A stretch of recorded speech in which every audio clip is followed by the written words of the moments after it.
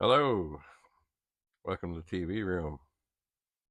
David Bradley here. All right, so it's time for another Vic-20. But first, where is it? There it is. It's time to check a power supply with this beautiful device made by Rudy of Rudy's Retro Intel. There was only one. I was just talking to him, and he said he's got a power supply to check, but he doesn't even have one. He just made this one. What a tragedy. But we'll see. It's basically what you need to do this. And I haven't looked inside here, but it's basically a standalone little meter thing that reads out and a way to connect it. And the way to connect it is sort of, the connector that would be on the Commodore 64, the Vic-20. So I have seen here and there things where you can buy these little sort of meters that read DC volts. Oh my god, this is some tangled. Okay, so here we have the Commodore power supply. And it's indoor use only. At 46 watts. This one came in a box with a Vic-20. But before you do anything at all about plugging it into anything meaningful, you must plug it in here. Oh, we get nothing. Now I know this power bar is on. I'll try plugging it in somewhere else. And just to double check, I'll plug the tester into another power supply where I get a reading. So this thing, as nice as it looks and all,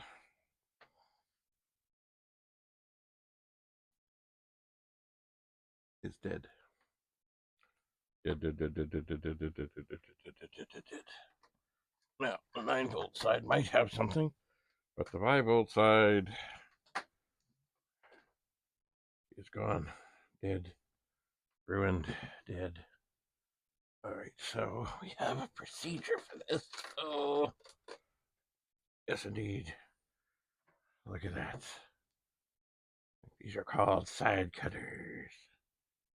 And with no joy in this, I mean, this would still make a fine museum display, but squeeze with great vigor. And we pull that off. And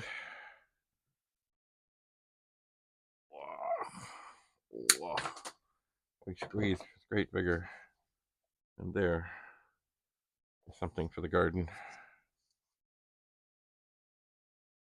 Or I've always thought this would always make a good thing to clean them up.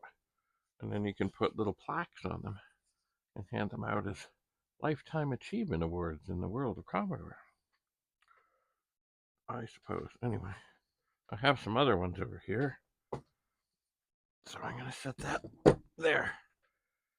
Oh, yeah. And the cords, they will go over the door. And perhaps at some point, some part of them might be handy. Like I had a little fan here that was squirrely.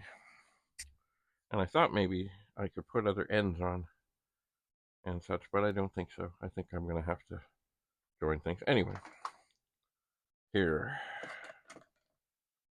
is a wire. I will toss it. Behold the magic. I will toss it over there. And then I can put these away.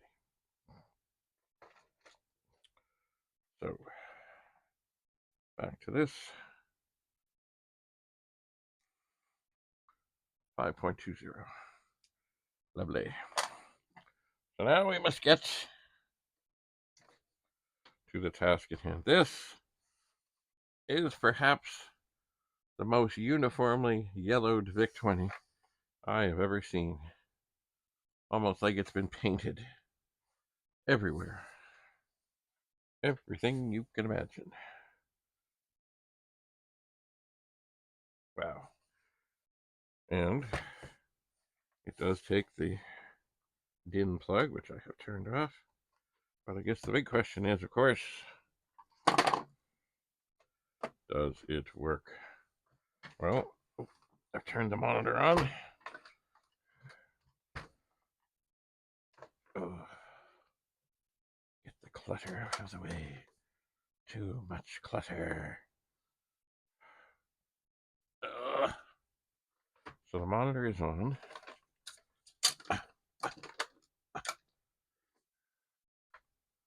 And we will apply power. And we will see what happens. The light comes on. Shazam! Oh, I forgot. We are on the air. We are. So,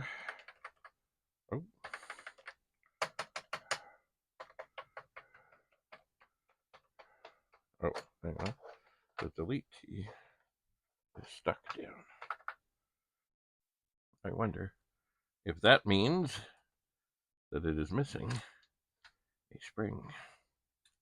And I wonder if that means that that will keep everything else from working. And the answer seems to be, yes, it's stuck down. I wonder if it's even plugged in. But this one here, the delete key, I'm going to try and get a screwdriver underneath it. Oh man, is that ever tight? Is that ever tight? Oh, and it just popped off. And indeed, there is no spring.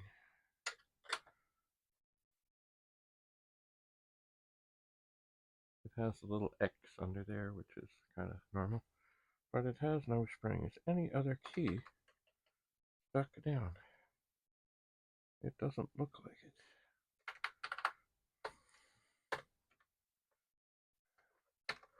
Well, one never knows. The function keys, or this one seems kind of stuck. Maybe it too is squirrely. Maybe springs are missing. So, with great care, oh yeah, there's a spring missing.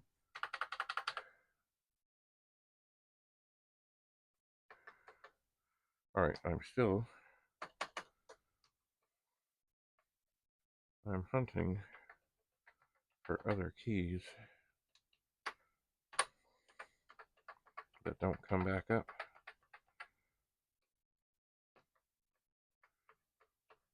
It's funny, they feel, they're working, but they feel, oh, wait a second, like squishy. And it does feel almost like 1, 2, 3, 4, 5, 6 does not have a spring. It almost feels that way. I think I'm going to turn this off. And then see how it goes. From what I have found with prying off keys, it generally goes pretty well, but undoubtedly, somewhere along the way, yep, no spring. One has no spring. Generally, somewhere along the way, something, one of the little things in the middle will stick and break off, and then you say, damn. And that means the whole keyboard has to come apart. Yep, no spring.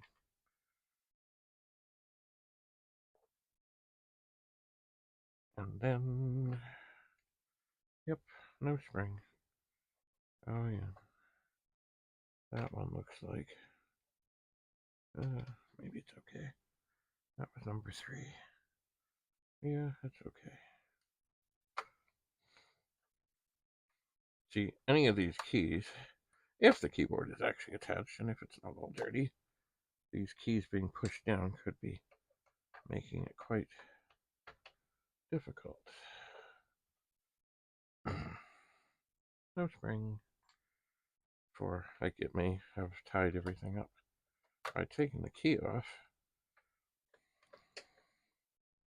it should. Yep, no spring. Well, that one's weird. Oh yeah, the 8's broken. Look, that's been like that's the kind of thing. Yeah, that's too bad. That's screwed. It's been glued back on. It had no spring. Ugh. That's not good.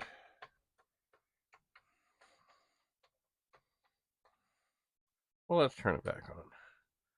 See if anything is working with the keyboard now. And the answer is no. No, it is not. But these things here, like the, ow, ow! Holy mama, that's sharp. Oh yeah, there's a thing sticking up the front. Okay, right. So here we have a Vic-20 that's incredibly yellow. It seems to work. Has a whole bunch of keys that are missing. Springs, which is not the end of the world. But we'll turn it on with a mega race in, and a mega race comes up. Of course, something doesn't look quite right about it, though. For one thing, it is not progressing. But I think there should be more stuff on the screen. There should be. And it should carry on into the demo, which it is not. I'm going to readjust this a little.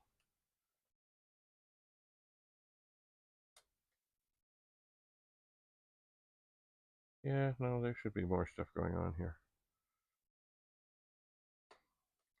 There could be something wrong. Shocking. Most everything has worked. Anyway, so what are we going to do? Well, knock the keys off. We have screws.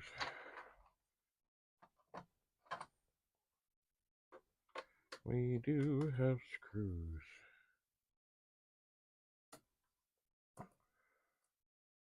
We have 3 of them. Ow.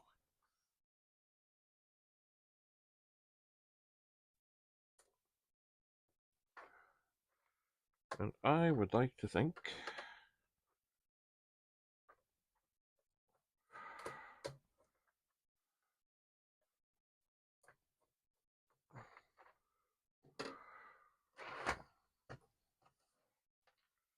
these will all come out nicely. If they did, put them up here, and I would like to think that possibly, maybe, the keyboard isn't even plugged in. But I don't know. Nope, the keyboard is plugged in. It is. Oh. Interesting. Alright, well, unplug. Ooh, it doesn't want to come out. I've never had an LED thing come off the plug. So the keyboard is attached, but totally dead. Now this could be, might be, potentially be a situation where there are in fact bad chips in here. And this is indeed another shortboard Vic-20. There it is. Shortened. Mostly because there's just the one RAM chip on there to do most of the memory. There's still some others to do screen colors and things. And the ROMs are all socketed.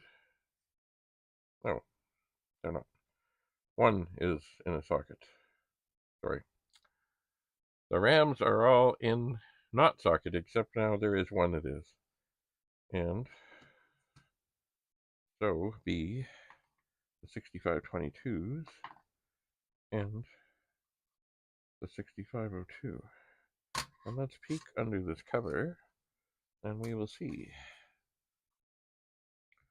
that the 6560 is also in a socket. But certainly something is not right here. It's not right. All right. So we'll plug things back in again.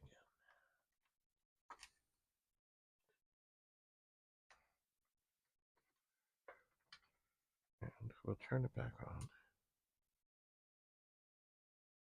And up it comes. It does. But definitely,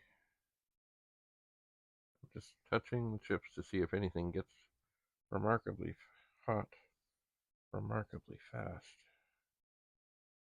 It does not seem to. It does not. Well, now that nothing else is attached and could interfere in terms of keyboard or weird things, I'll put a Mega Race back in. See if it comes up any differently. Well, there's yellow there now. Look at that. Isn't that strange? With the keyboard plugged in before, it didn't do this. Interesting. Very interesting. Let's try plugging that keyboard back in.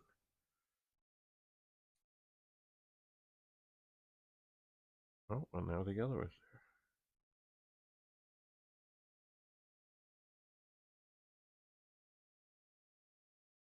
there. But it's still stuck. Ah. I don't... Oh, wait. Something changed there. Ah. Oh. Interesting. Maybe there is function key trouble going on.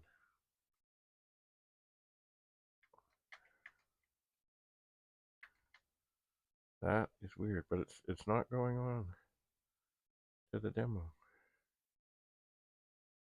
This is peculiar. You know what? I don't usually do this. I'm going to make an exception. And it's flashing quicker. And it's going into the demo.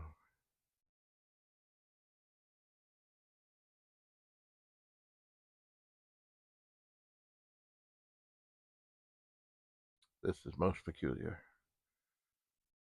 It is. There could be more troubles with this keyboard. There's also, let me look here.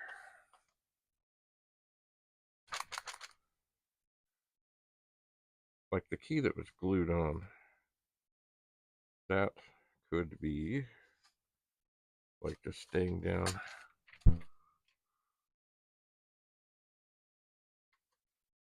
Very strange.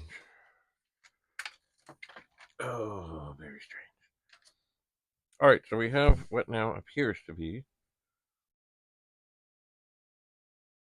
another working Vic-20 with a strange keyboard phenomenon. And boy, this sucker is yellowed. Like, strangely yellowed. All right, I think that's all we're going to do right now on this. I will ponder. Perhaps I will see about finding another keyboard, plugging it in, and seeing what's what, if it has the same strange effects. So, thanks for coming. Have a lovely day. Bye for now.